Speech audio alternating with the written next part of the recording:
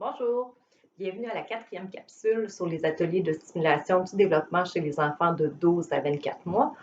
Aujourd'hui, on va parler du développement global et moteur.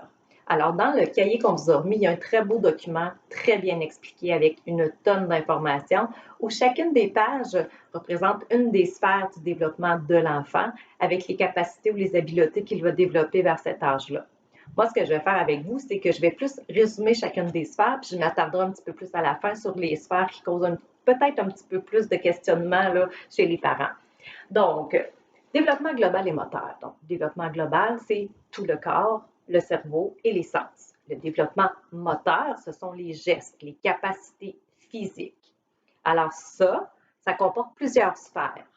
On va parler de la première sphère, qui est le développement sensoriel, le perceptif. Alors, le sensoriel perceptif, c'est toutes les informations puis tous les apprentissages que votre enfant fait en relation avec les 5 sens. Le toucher, la vue, l'ouïe, le goût, l'odorat. Lui, il emmagasine des informations puis ça permet à son cerveau de faire des connexions pour son développement. Donc ça, c'était la première sphère. La deuxième sphère, on va parler de motricité globale. La motricité, c'est moteur, je bouge.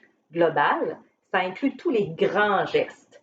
Sauter, monter des escaliers, marcher, ça implique des grands mouvements. À l'opposé, on a la motricité fine, qui, elle, va aller chercher tous les petits mouvements, tout ce qui demande de la précision. Donc, emboîter un casse-tête, mettre des perles sur un fil, ça, c'est la psychomotricité fine. Ça, c'était une autre des sphères. Ensuite, on va parler du développement du langage, mais ça, on l'a bien vu à la capsule 2, donc je ne reviendrai pas là-dessus. Et on parle aussi du développement cognitif. Alors, tout ce qui est les capacités que notre cerveau va développer. Raisonner, trouver la cause à effet. Hein, qu'est-ce qui cause telle action? L'intention dans les comportements et aussi la reconnaissance visuelle des objets. Je vois une image, puis là, je suis capable de l'associer dans ma tête. OK, je le reconnais. Ça va faire partie du développement cognitif. Ensuite, on va arriver aux sphères de développement qui vont causer un petit peu plus de questionnement chez les parents. Dans le sens où, entre 12 et 24 mois, votre enfant va commencer à avoir des comportements qui vont peut-être plus vous déranger comme parent, qu'on va peut-être essayer de faire stopper. Puis c'est normal, hein? C'est dans son développement. Alors, on va parler du développement affectif. Le développement affectif, c'est le domaine des émotions. Alors, les émotions que votre enfant ressent et sa capacité à les détecter chez les autres. Hein? Entre 12 et 24 mois, là, votre enfant est en train de construire sa personnalité.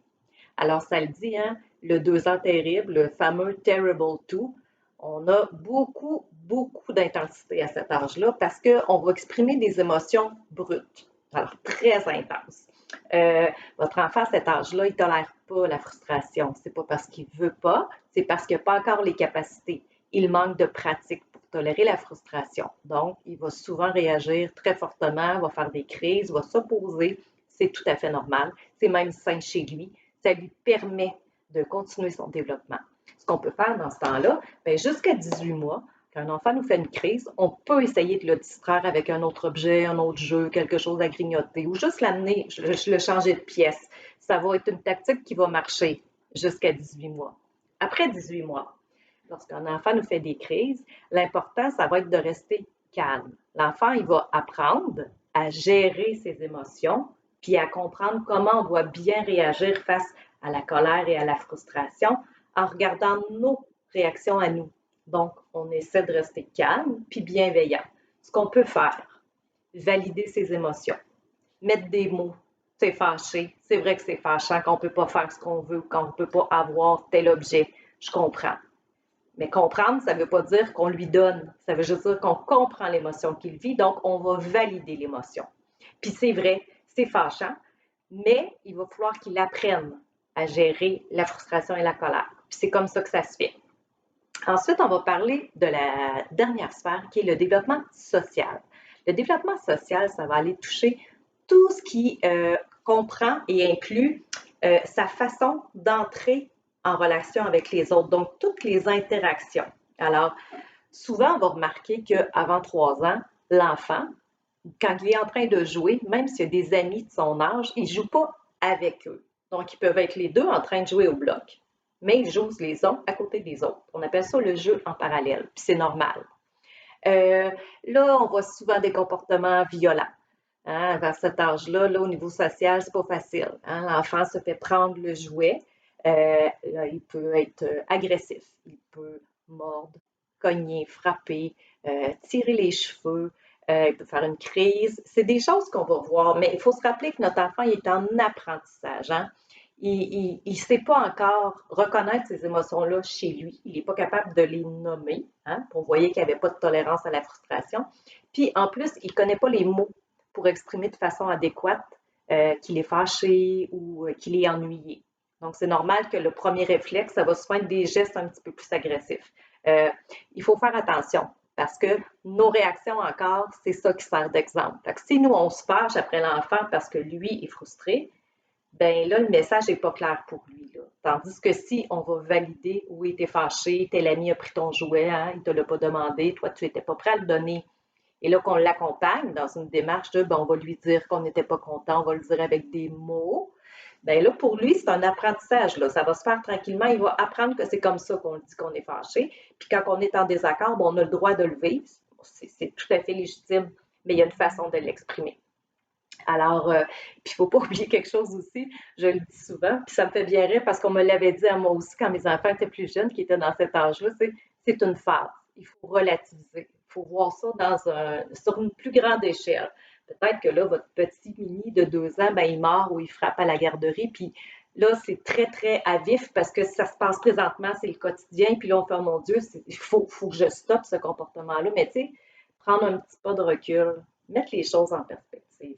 Oui, il est en apprentissage. Je vais l'accompagner. Je vais l'aider à nommer les émotions, lui montrer comment je peux réagir de façon acceptable socialement face à la colère et la frustration. Puis il va l'apprendre à 12 ans. Il ne mordra plus ses copains de classe, je vous le garantis. La dernière chose que je voulais vous dire, c'est que dans la section du livre que je vous ai remis, il y a une dernière page qui s'appelle Développement, habillage, alimentation et hygiène. Ça, c'est plus des choses que votre enfant peut être capable de faire puis que vous pouvez lui montrer à faire pour qu'il devienne plus autonome. Dans cette section-là, ça va être surtout porté sur la propreté. Hein, l'apprentissage de la propreté. Il y a quelques petites choses à se rappeler. Ben, ce n'est pas une course, l'apprentissage à la propreté. Là.